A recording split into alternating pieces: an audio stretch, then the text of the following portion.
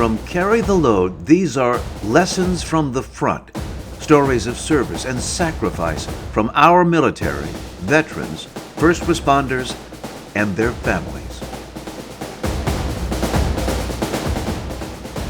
This is going to be one of the more entertaining interviews, I think, just because I don't know that I've had anyone on who I know to the degree that I know Gary Bileu.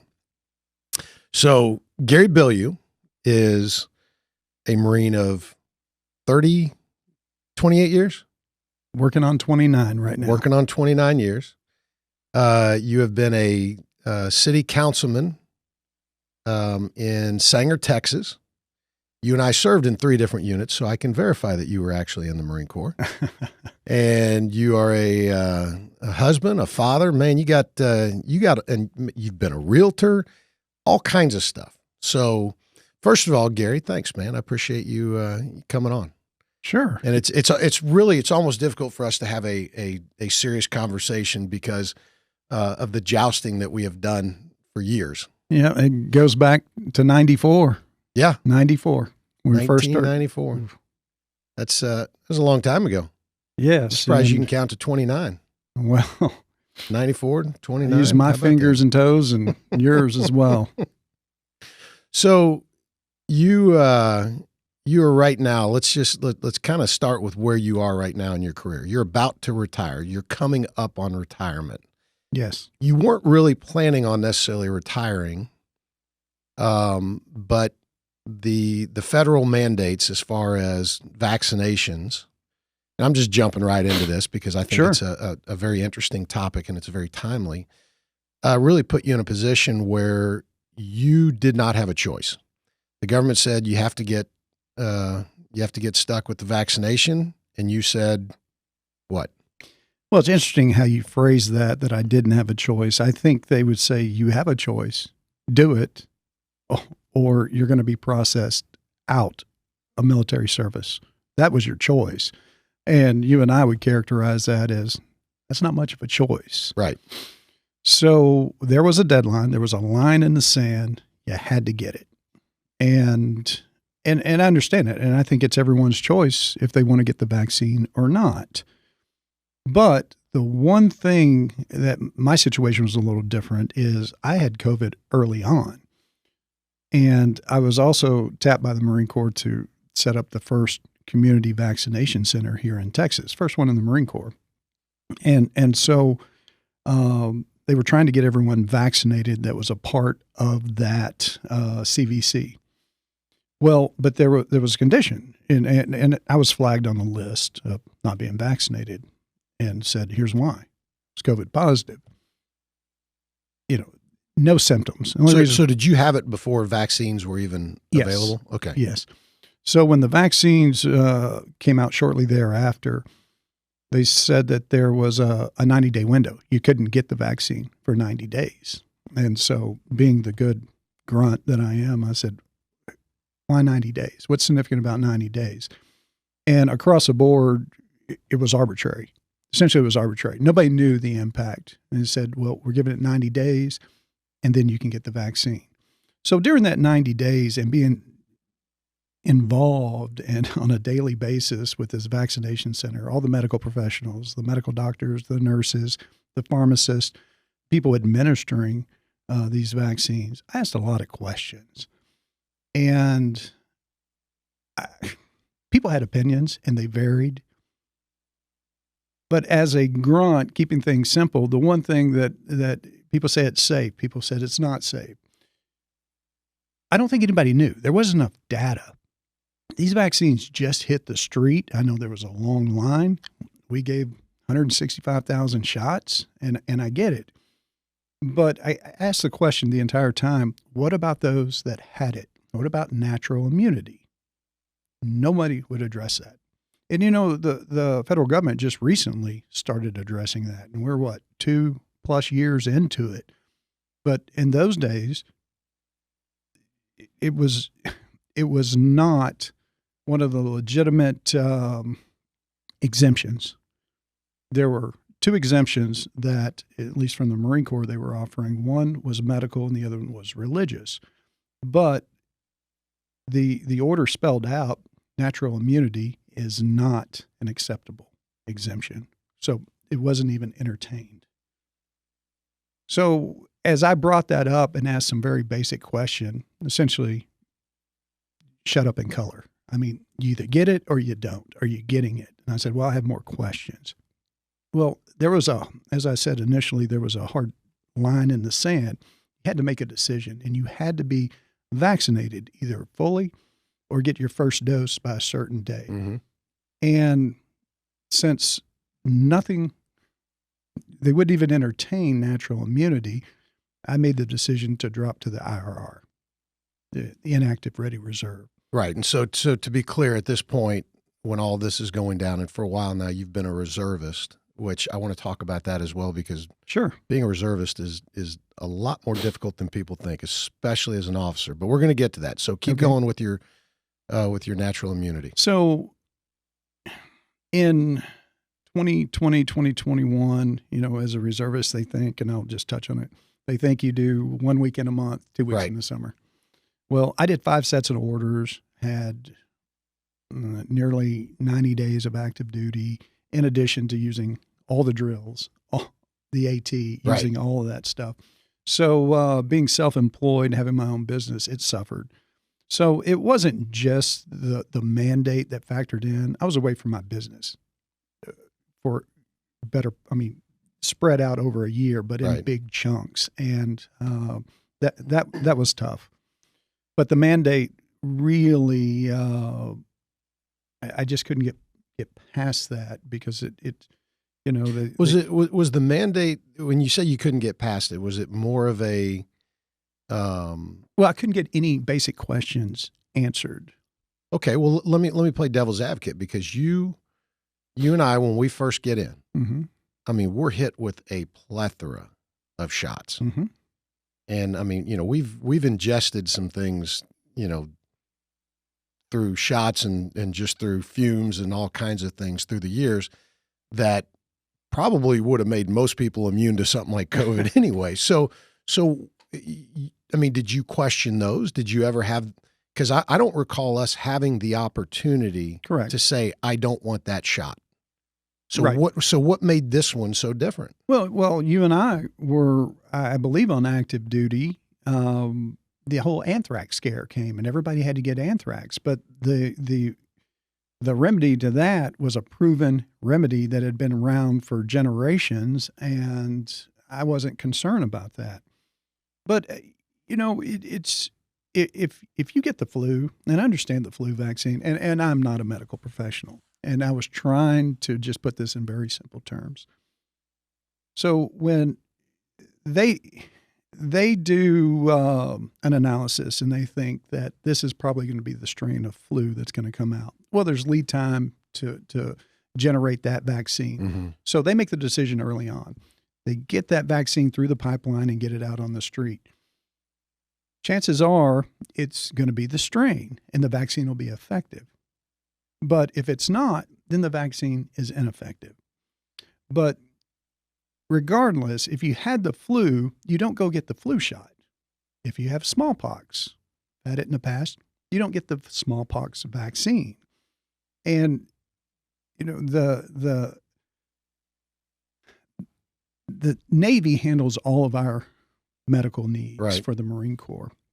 And it states very clearly in there about certain diseases that you had. If you've had it in the past, you have immunity and you don't need to get that vaccine. So it's there. COVID is not part of that. And my question is, what makes that different? I mean, I gave you the flu example. We can go through smallpox and other things. So why is this different? And those questions were never answered. They weren't going to be answered because it didn't matter. Immunity was not acceptable. I mean, nobody would even discuss it. And that's where I was just like, why not? Right. Okay. You said 90 days, and then you came back and said 10 days. We couldn't, when we set up our mass vaccination sites, We were in one part of the city giving Pfizer. The city had a different site, and they were doing Moderna. You could not mix the two. If somebody came in and had a Moderna first shot, we could not. We had to send them away. And now that has changed to where you can basically have a cocktail, mix and match, go get a vaccine. And I was like, why are we doing this? It changes rapidly. The one thing that didn't change was their resolve that they would not entertain natural immunity. And big question mark. Why? No, and I get that, but then you look at, and obviously I don't have a dog in this hunt anymore, but right. But my time, when I was in with you, it was, ours is not the question. That's not our role. So trust me, there's some pushback about you don't question. Absolutely. You follow orders. Why? How has that changed? I mean, because it does. I mean, I'm sure there's always been a little bit of that. Mm-hmm. But it seems like it's become. This has really opened the floodgates to, I think, those who serve questioning authority more than ever before. Well, Todd, and I'll play the devil's advocate. I think authority has given us reason to question more than ever because it has changed. It's a good point. Things have changed. My family members, immediate family members, are first responders. 2 nurses in the family, firemen. They were vaccinated immediately, and they had either Moderna or Pfizer. They had it fully vaccinated. They were on the front lines, if you will. They were administering shots and doing those things, fully vaccinated. When it came time, or during my decision making for this mandate, every single one of my family members that were fully vaccinated tested COVID positive. And so it was get the vaccine to prevent the spread. Well, they started calling it breakthrough cases. Mm-hmm. Well, my family members, fully vaccinated, had those breakthrough cases. I have neighbors on my left and right, fully vaccinated, in quarantine because they got COVID. There were so many of these breakthrough cases that it was not preventing the spread. And now I think the government has acknowledged, well, it's not going to prevent it, but their symptoms were mild because they were vaccinated. Yeah, it lessens the severity of the disease. Well, I was COVID positive, and my immunity, that was never addressed. It's just now starting to surface that natural immunity is more effective than the vaccine. Sure. That's fine. If it's not, that's fine. But the fact that nobody would address it, answer some basic questions, I don't think it's that they wouldn't. They couldn't. And that's couldn't. They weren't being addressed. Right. And so that was essentially told that doesn't matter. I mean, there's no more frustrating occurrence as a leader when you're given a mission and you don't have all the answers. I mean, Mm-hmm. and I know that was probably one of the things that that really frustrated you because you've got to answer to your Marines Mm-hmm. and they've got a lot of the same questions. And if you can't get your head wrapped around it, if you can't get comfortable with it, and that's why I was saying, ours is not to question, Right. Ours is to do, Right. And so that's where I have definitely seen a big shift. And you bring up a good point. We were talking before all of this about a couple of instances where quite honestly the government has not done a good job and have given people reason to question authority. Mm-hmm. Which hopefully, we can get through and past all of this, but where do things stand for you now though? Are you going to be forced to, No, I can retire at any time. And so if I would have retired before COVID, could have kept all the benefits, Mm-hmm. the retirement benefits, the health care, the education for my kids. But if I did not get that shot by this arbitrary line in the sand, Mm-hmm. healthcare goes away, pension could go away, and all the education benefits for my kids. That's where there was a big question mark. We didn't know what the penalty was going to be. anywhere from just a discharge to dishonorable. Well, that's a big spectrum. Yeah. And It's hard to believe that you could get a dishonorable discharge for this. well, but that question wasn't answered. We just knew it was going to be negative paper. You're going to have bad paper.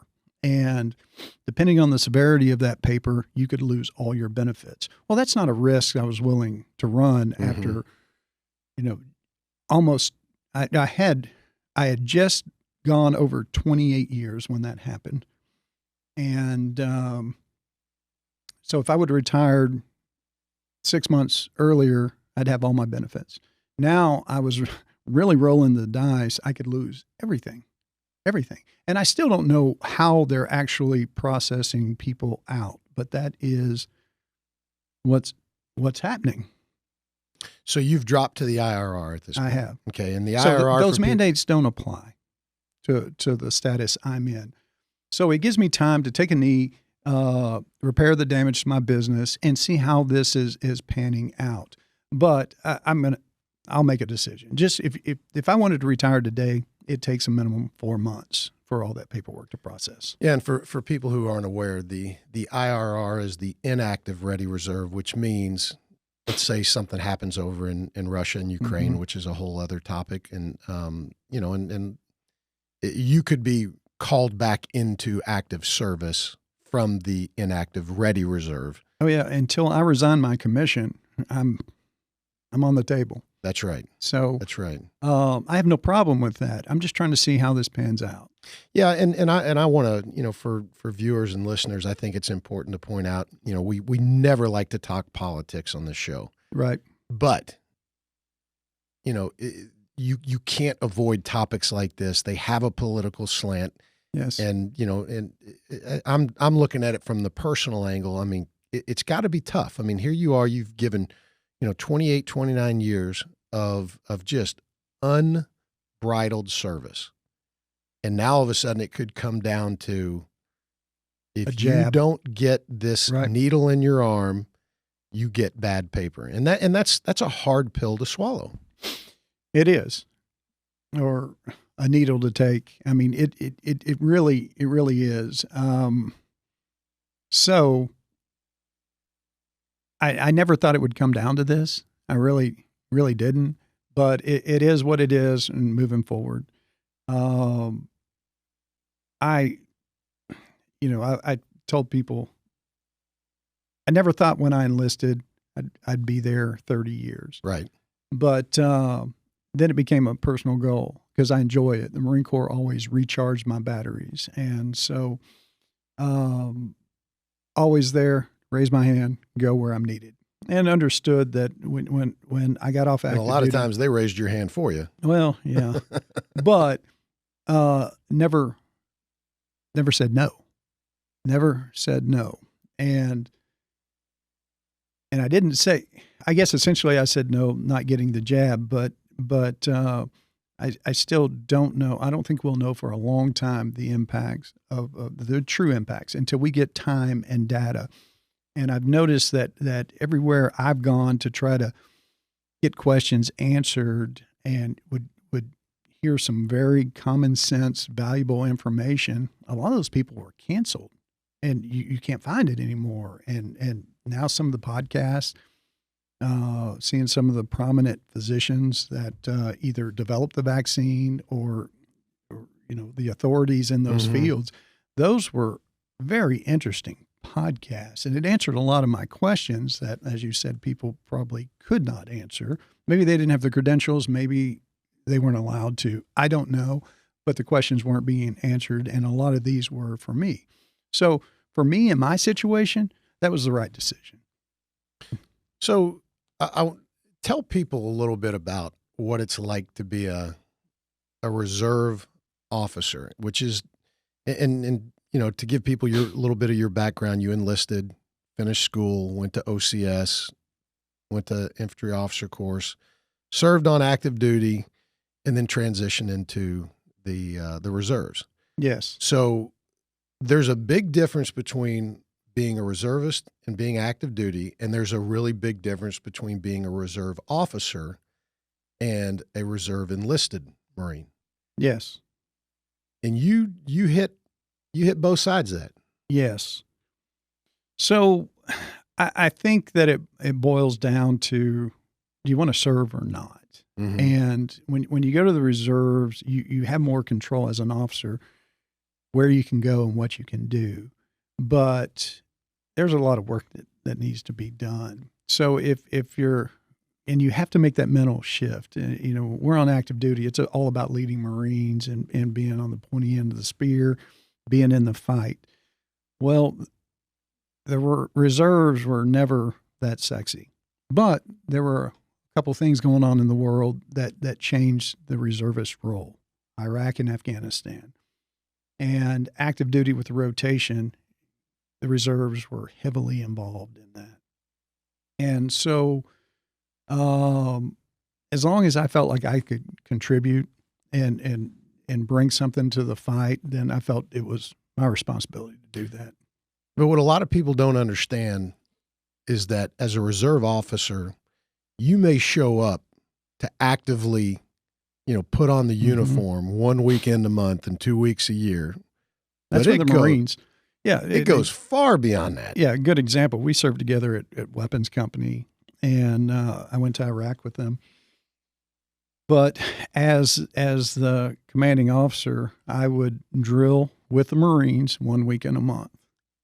Well, I was also the fire support coordinator for the battalion. And so our battalion commander wanted to have the staff. So explain to people what that is, a fire support coordinator.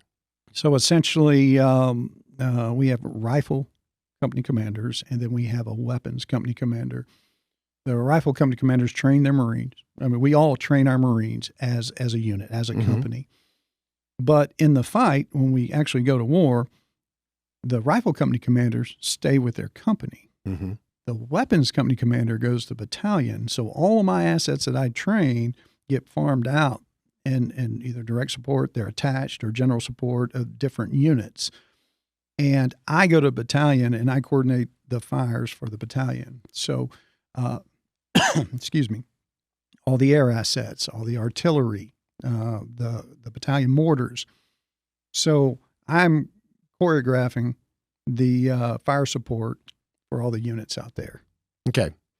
So I would go an additional weekend to train with the battalion staff for those duties.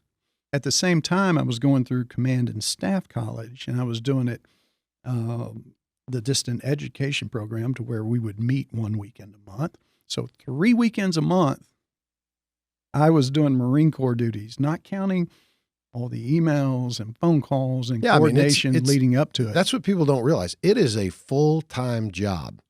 And, there are a lot of, I think another big difference that a lot of people don't realize is you can kind of come and go as you please. There's no firm commitment as a Marine Corps officer in the reserves. Right.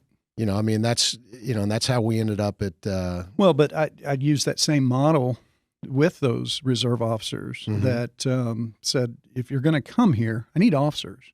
Because for about 18 months of that, I was the only officer in my company. Were you really? Yes. And we were short on officers, and our battalion commander was actively trying to recruit officers, bring them in. So when somebody wanted to come to weapons company, I'd meet with them. Like, great, here's the deal. I need a year commitment. Yeah. Year commitment. At month 11, if the balloon goes up, expect you to go. And that weeded out most of the officers. Yeah. And so I remember having a conversation with the battalion commander. He came down to see me and was like, what the heck's going on? I've sent you 3 officers this month and you ran them off. No, sir. Here's what I told them. Set the expectations. Yeah. And they wouldn't commit. And I would rather have a sergeant or a staff sergeant step up and be a platoon commander and learn that job, because they can always go back, but to learn that job and be proficient at that job versus them ping-ponging back and forth every month because a new officer showed up. We're not going to have that. And I think it built a lot of, it boosted morale. My staff NCOs and NCOs I think respected that. They knew I was committed to them. And if I found somebody and vetted them and had the commitment, they would go down because they knew that guy was going to be there next month. Well, and that was, I mean, when we showed up at Weapons 123, that was how we got there. Matt Good said, I need a year. Roger. I mean, which was a fair commitment. I mean, and, the strange thing for me was, I gave that year. Mm-hmm. And at the end of the year, I said, man, my personal world is just, it's going too fast and furious. I can't do it. I don't have the bandwidth of a Gary Bileu. Well, I told him your car broke down and too cheap to fix it. Well, yeah, he knew that wasn't the case, but yeah. So, and then right after that, 6 months after I pulled the ripcord and got out altogether, mm-hmm. you guys end up in Iraq. Yeah. And that was that's again what a lot of people just don't realize is you can go from being, Sammy Civilian one day, for the majority of your life, literally one day later, you've got the uniform on and you've got rounds coming at you. Well, you got to make a commitment. It always goes back to the junior Marine, and don't put on the uniform because it's cool or in vogue or whatever. And then when it counts, you bail. That is not fair. And so I'd rather absorb all that friction along the way in training and find the right person that's going to lead Marines and that I can count on, but more importantly, that junior Marine can count on. And I will tell you this, I think what the guys I brought in all did more than a year. And in fact, some of them said, I'm going to try this for a year. Well, I know for a fact that 2 of them are still in and went on to take battalion command, and they couldn't give it up. It was in their blood. Those were the right guys. Sure. And so, yeah. And, whether you're in the, business world or whether you're recruiting reserve officers, sometimes not hiring somebody is the best hire you can make. And I just went through this recently. I mean, there was somebody that we wanted to hire, and I pulled it out and I said, no, we're not going to do it. And turns out it was the right decision. The guy was a jackwagon, but yeah. So when you went to Iraq, mm-hmm.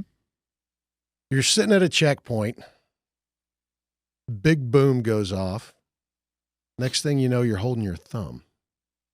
Yeah. Well, we went to Al-Assad and relieved an active duty battalion. And so we had our area responsibility. Well, to the north of us in Haditha was a battalion landing team. So they were these are both active duty units. Mm-hmm.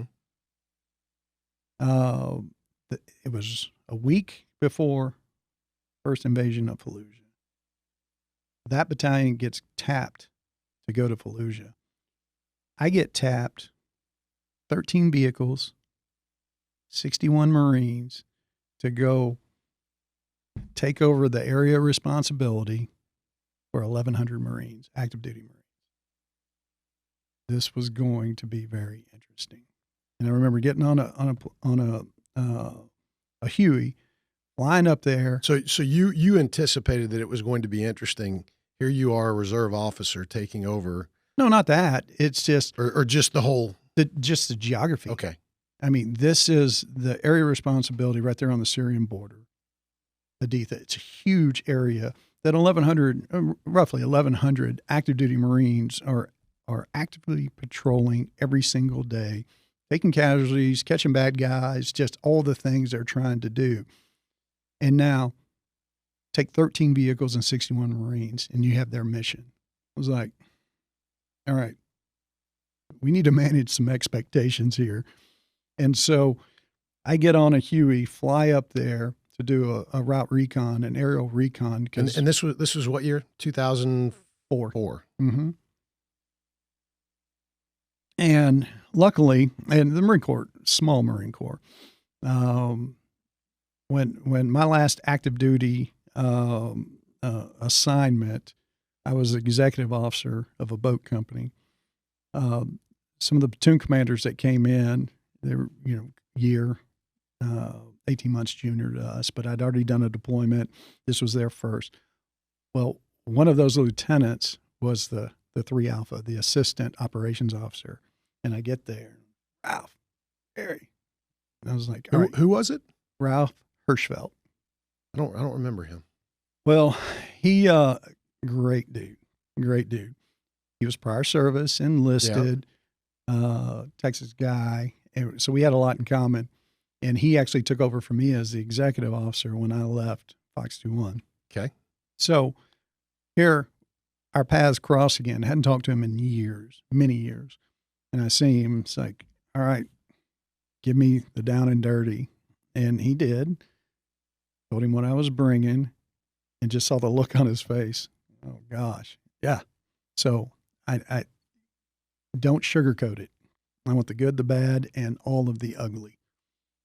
And so we went up there the first time. I did that the first time. I was there overnight, and they said, all right, false alarm, go back home. So I went back to Al-Assad 2 days later. Okay. It's back on. So I get up there again, and it's for real, because when I showed up, it looked like the Beverly Hillbillies. All the vehicles had every bit of gear just piled on. They were leaving. And I was like, this is on. And so get back down there, told my boys, saddle up, we're going. And we went. And so we get there, we pull up. As soon as we got there, they were like, here are the keys to the door, we're out of here. And they started leaving. And be clear, who is they? BLT 1-8. Okay. 8th Marines. They had all their gear. And now keep in mind, they're living in Haditha Dam, hydroelectric dam built in the 80s, supplied probably, I think it was 25%, maybe 30% of the power to the entire country. Okay. It was a national asset. It was a big deal. Built to house, I think, 25. So when I went in there the first time, they didn't live in the housing. They were every nook and cranny, and you're walking through these wide passageways that had cots on both sides and smelled like a locker room. Oh, I'm sure. Oh, it was, very interesting. Now all that's gone. So I guess the good thing is we could pick what level of the dam we wanted to live on. Everybody had their own floor. So just a few days. And so they make the trek south, stop off at Al-Assad, refuel, everything they need, and then they make a beeline for Fallujah. So we immediately start running route security. And truth be told, that's really all we could do, is keep the main supply routes open for friendly traffic to navigate. We couldn't run all the missions that they were doing, those going in looking for bad guys, all the different checkpoints. We just didn't have the personnel to do that. So we were basically running up and down, making sure, trying to keep the bad guys from putting IEDs, burying IEDs. But the capabilities, you have capabilities and limitations. The capabilities of a BLT with 1,100 Marines are pretty large. When you get down to 61 Marines and 13 vehicles, capabilities are very small. Oh, yeah. Limitations, the list of limitations are very lengthy. So one of the main checkpoints, and keep in mind there's a civilian road that runs north-south. And then prior to us getting there, they had built a military road, which was off of it. So there's a checkpoint to get over to the military road, and the military road went straight down. Civilians couldn't be on the military road. So if there was a civilian there, it's probably doing something bad. And every single time that was the case. There would be vehicles there. I remember pulling up on a vehicle, wasn't supposed to be there. We establish security. We go up and search it, and the vehicle was almost bent like when you squeeze an aluminum can. It was bent like that, and there was this hole in the ground. Well, it was a bad guy putting in some type of explosive device, and it went off. I know it was a guy because the parts I found prove that it was a guy. Gotcha. You know what I'm talking about. So, interesting times. So at that checkpoint to go from the civilian highway to the military road, the Iraqis that were manning that checkpoint were getting shot at, and they wanted more protection around their little compound. Just like random sniper fire, or Everything you think of. Mortar rounds, small arms fire, all of that. And so they have these HESCO barriers, that you unfold. They're wire with cardboard. They unfold like a box. okay, And then you can just take a front end loader, fill it full of sand, and now it's essentially sandbags, but it's as big as this table. And you can stack those like Legos. They wanted more of those. So I went to meet with the senior military guy there, and we had a golden rule: you don't stay any place longer than 30 minutes because the bad guys will zero in on you. sure. Probably going to get indirect fire, small arms, something like that. Well, translators there were trying to go through their needs, and this was going on. And one of my good sergeants came in and was like, "Sir, hitting his watch, we need to go." So I, as respectfully as possible, ended the meeting, and we start walking out. And as we're walking out, I can see out of the corner of my eye this car going through the checkpoint, and then all of a sudden it detonated. And this wave of smoke and debris, just immediately, it's on you. And I remember just like a little thump.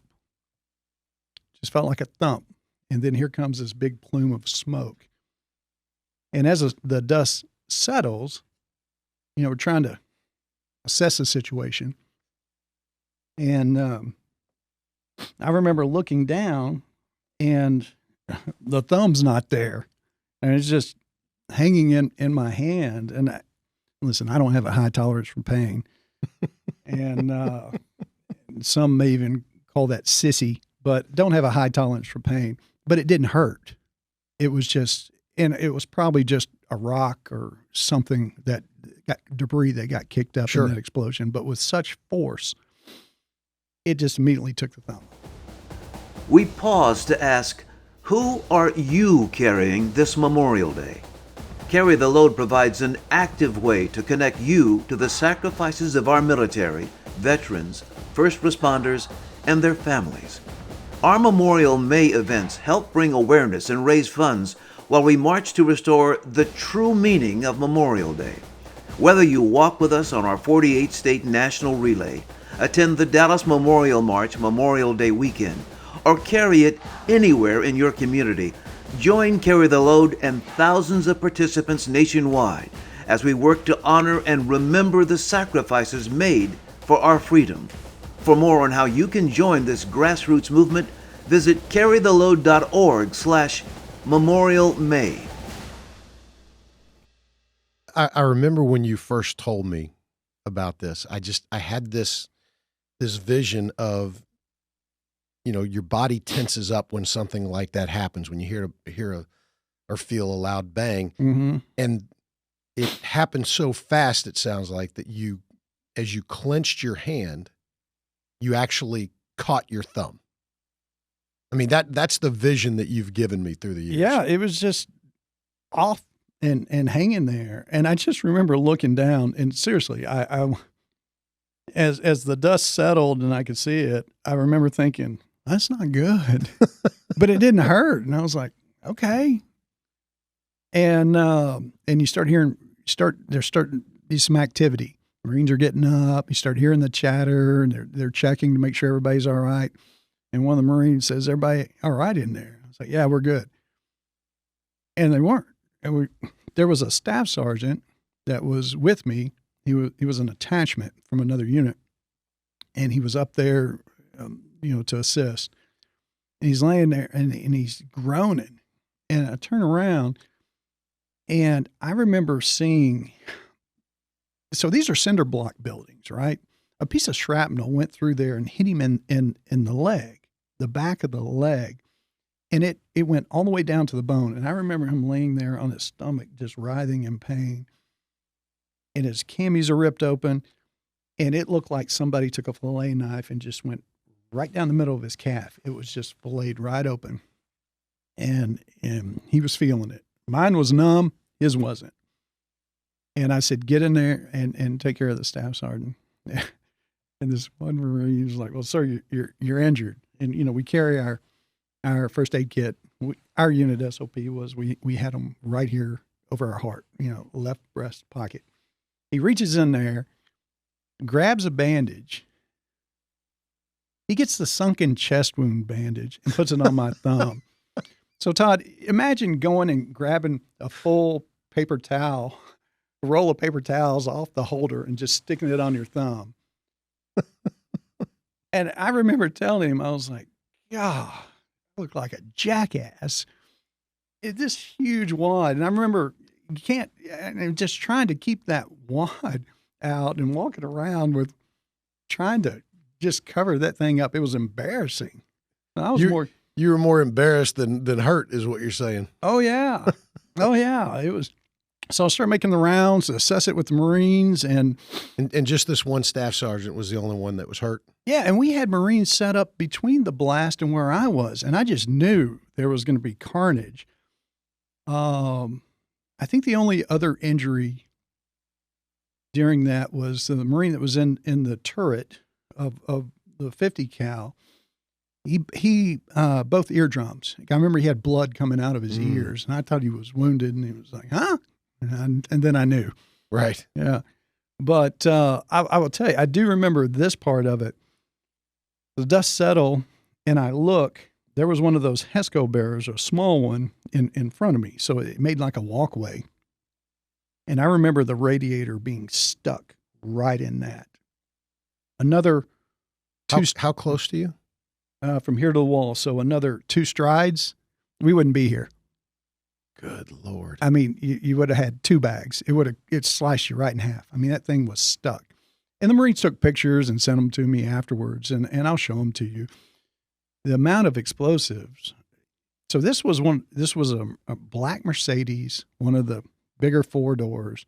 There was nothing left. It threw the engine about 150 meters over the building. 150 meters. It was way over there. Shrapnel everywhere, but this big black crater in the middle of the road was enormous. There was nothing left. 150 meters. That's a long ways. Oh, yeah. I mean, imagine just lobbing an engine. The entire engine just went up and over our compound and was 100 meters. It detonated probably 75 meters from where we were. So it threw it another 75 meters past the building. Just the amount of force is almost unfathomable. But the beautiful thing is, I just can't believe with all that destruction that, you know, people weren't injured more severely. Absolutely. So, but I will tell you this, because I'm not trying to sound like a tough guy. We didn't have assets, right? We didn't have, I mean, the QRF, Quick Reaction Force, got called out to the other side of the Euphrates River. Okay.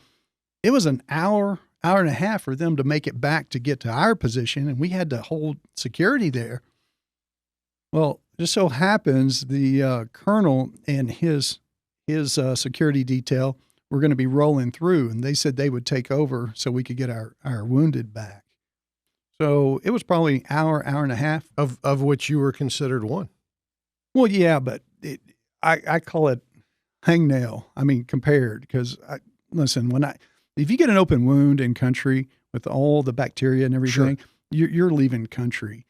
And that happened to me.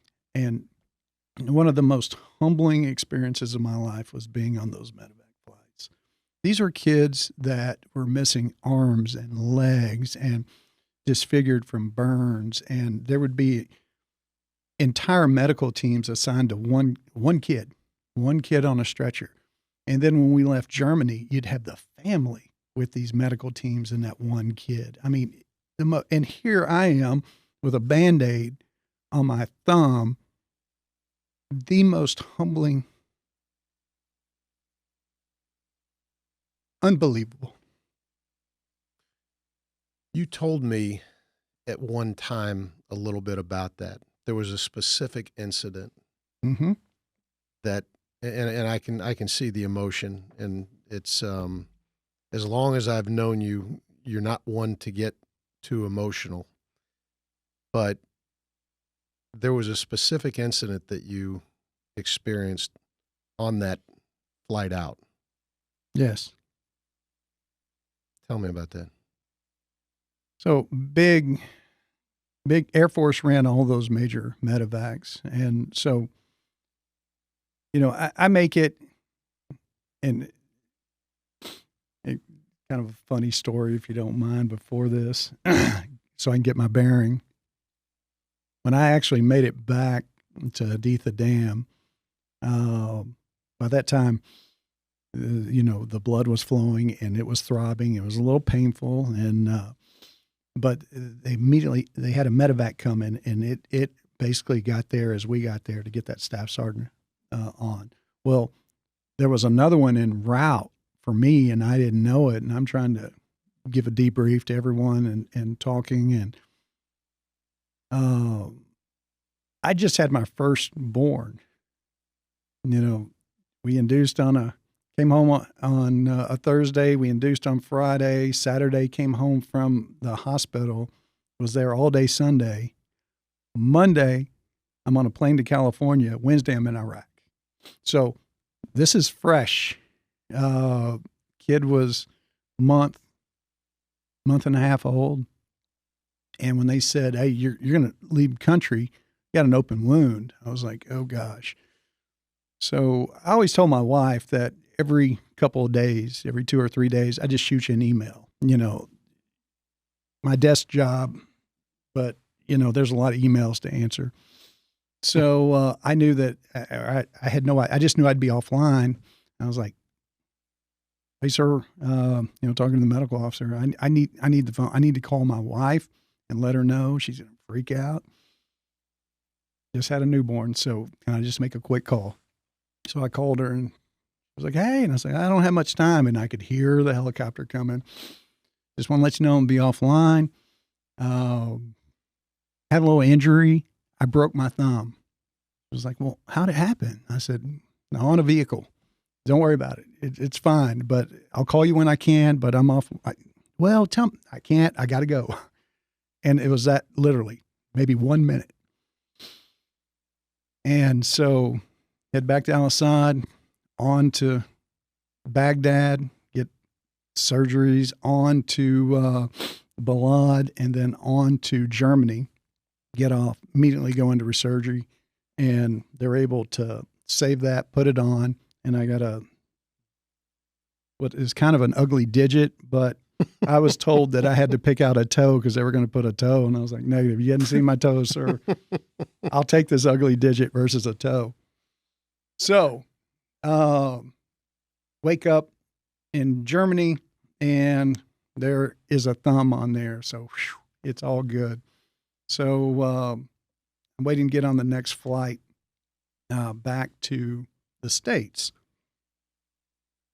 Well, so there's this soldier, young soldier that, and I'm considered walking wounded. So I'm along the perimeter where they had these bunks 3 high on both sides of the plane, and all these medical teams and some really, truly wounded warriors.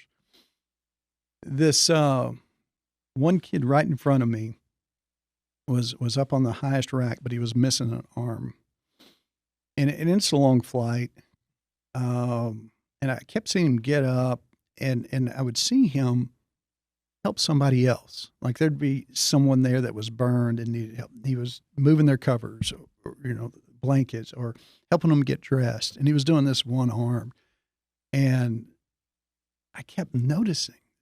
And so I went over and saw him getting his rack, and I went over, started talking to him. And keep in mind, I'm in camis, still had my rank on, and just wanted to talk to him. And he told me the story that he was with the weapons company. Yeah, so am I. He was in a Mark 19 vehicle, which lobs the grenades. And he was the A gunner. So I'm tracking everything. I'm picking up everything you're putting down. So what happened? He said they went down. They were on a mission. They go down, and it was an ambush. And he said it was a tail vehicle, and an RPG was shot, and it went through. And at that time, we didn't have up armors, so it was all the fiberglass tops. So he had the turtle shell top. Mm-hmm. And he said his gunner, they were trying to break contact, and his gunner was almost out of ammo and said he needed ammo. So he said he takes the top off the can and lifts the can up and said it fell in his lap or fell down. And then his entire area, his legs and his crotch area was on fire. What happened was when he picked the can up to hand it to the guy in the turret, that RPG shot through the back of the vehicle and took his arm off. It hit the back of the passenger seat, did not detonate, but it fell in his lap and continued to burn. And true grunt fashion, he said, "But sir, I still have my valuables." And he had some colorful language, and he started laughing a little bit. And I was like, that's a good kid. And so, how long before you met him had this happened? Not long, because he had, like days, weeks? No, it had been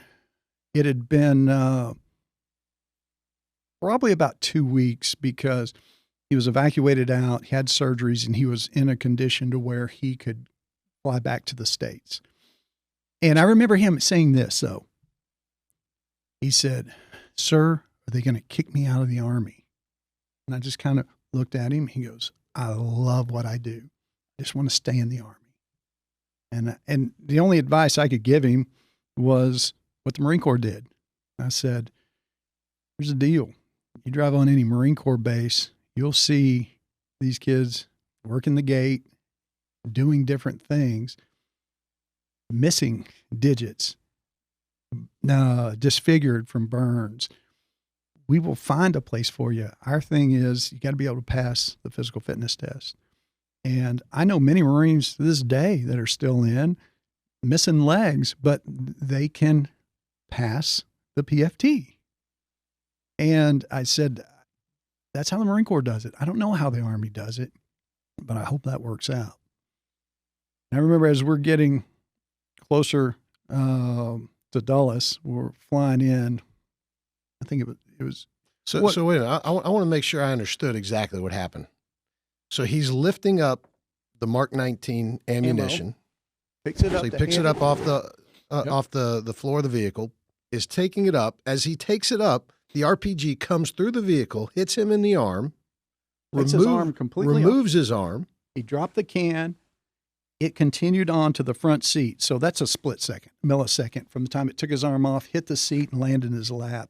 But didn't detonate, so continues to spin in his lap, and the friction of that spin. Well, no, it's there's a projectile and it's burning, and so the tail end. Think of the exhaust is right there in his lap, burning his inside of his legs, the top of his legs, his stomach, and his genitalia. So, and his biggest concern is the Army going to kick me out? Yeah, that's why I knew we had the best of the best. Golly. I mean, that's, I'd love to find that kid. I know. So the tail end of the flight, we'll close a loop on this. The tail end of the flight, it's a long flight, and I tried to make it around to see the families and do some of those things. So I'm not that guy. I'm not the let's hug, let's hold pinky, sing kumbaya. But I think there is a certain responsibility when you got to go and talk to them. Yeah. And so that was humbling. And here you got a scratch, and these kids are missing stuff. So at the end of the flight, we're coming in, we're about to land, and I'm just kind of dozing a little bit, and somebody taps me, and I look up, and I see all these stars on this collar. And I unbuckle and stand up, and I couldn't hear what was going on, but it was this 3-star general. He commanded this entire bunch of Air Force crafts. And he says, I'd like for you to come up and sit in the cockpit and see the landing. And I said, hey, sir, let me introduce you. Let me introduce you to this soldier here, the kid that just told me the story about losing his arm. And I said, this kid needs to go up there. And he said, tell you what, I can make room for both of you. So I just told him, I said, come on. He was like, what the heck, sir? What's going on? I mean, that's a general. I could see it in his face. It's like, just come on. And so we get up there, but in this aircraft, you have to climb up ladders to get up to the cockpit. And so the general shoots right up. And so I had to help him get up the ladder to get to the cockpit. And we get him seated and put on, we can hear the pilots. And it was a different view flying in. And I said Dulles, but I think it was Andrews Air Force Base where they were bringing all the wounded in. But to see the skyline and see that was pretty neat. But wanted to make sure that kid had something to remember. And I remember the general giving one of the biggest coins I've ever seen. But so it kind of busting the general's chops. I was like, hey, sir, you didn't have any pockets in that hospital gown. What? Anyway. That's just, that you said humbling. Oh. And, humility means a lot of different things to a lot of people. Yeah. But seeing the attitude of someone who has really at this point now less than you do, physically, and maybe in a lot of other ways, but his attitude, it makes you feel guilty. It doesn't just humbles you, it makes you feel guilty. Yeah. For being upset that the waiter brought you the wrong thing to eat. Right. Well, I knew that, and it took me 8 weeks to heal, to pass everything, to get back. And when that day came, I went back. It's what you got to do. It's like falling off the bike. Everybody falls off the bike, but do you get back on it? And I think that for me was the best recovery. I mean, it was the best therapy, is to get back on the bike, get back in the fight, and get in front of Marines again. And how do you top that? Well, I don't want to give up being in front of Marines, being with Marines. So what did that experience teach you? I mean, you've got boys. What did that teach you that you can relay to them so that they can be better individuals? Well, like I said, if you think you can still make a positive impact and you can contribute, then you should. I mean, you should. I never wanted responsibility. Something. Well, it is, but I still think it's a calling. And, when you ask people why they went in the military, you may hear things about college money or see the world. But, the one thing they have in common is they want to serve. And some of us, 4 years just doesn't satisfy that thirst. You want to continue to serve and do things. And when you see the impacts, that story that kid told me, it's probably true with all of my Marines as well. They want to be there, and they deserve quality leadership. They do. And all they really need, leadership is this big intangible, and people have written many, many books on it. But really what Marines and any soldier or anybody in that situation needs, they need a leader that's going to make a sound decision in a timely manner. And if you can do that, you're going to give them what they need because their training is going to kick in. But that's easier said than done. And it takes a lot of effort to be able to make a sound decision in a timely manner. It does. It does. There's nothing sexy about that, but that's what they all need and that's what they all deserve. And as long as you can do that, They're owed that. I would agree. and as long as you can do that, you're making a difference. You are. And so I know my boys are going to serve one way or another. And I will tell you personally, and I'm hardest on the leadership. I was there. I was held to a high standard. I hold others to a high standard as well, especially when you're the decision maker and you can't make a sound decision in a timely manner. I'm going to be very critical of you. And so I was disappointed to see that wasn't as common as I thought it would be. So I just hope that somewhere along the way, I had a positive influence on someone that's going to be at that position to make a sound decision in a timely manner for one of my boys. Simple as that. And I'll tell you, and one of the things that I took away from your story is that no matter how bad you think you may have it, Yeah, somebody's got it worse. absolutely. And No doubt. no matter how bad you think you may have it, even if you do have it bad, Yep. it's your attitude that gets you through. And again, that kid saying, hey, he wasn't worried about his arm. He was worried about what his arm might lead to from the standpoint that he no longer gets to serve alongside these guys. I know. And that's just that kind of attitude. We need more of it. Absolutely. We do. And I'd love to find that kid, and I'd love to. I think about him all the time. I love telling that story just because it's his story and what a quality individual. And I don't know him. I met him on a flight. How many times have we met people on a flight? This is a kid that made an impact on me. Wow. That is humbling. Mm-hmm. So you're familiar with Carry the Load. I am. It's, and I want to ask you who you're carrying here in a minute. I think it may be appropriate though at this point. You were talking about where you served and geographically and near the Syrian border, and you and I served with somebody that we lost up there, Rick Gannon. Mm-hmm. When was he lost? Was it before or after you were there? Just before that. That's what I was thinking. I was thinking it was 2003 or 4. Yeah.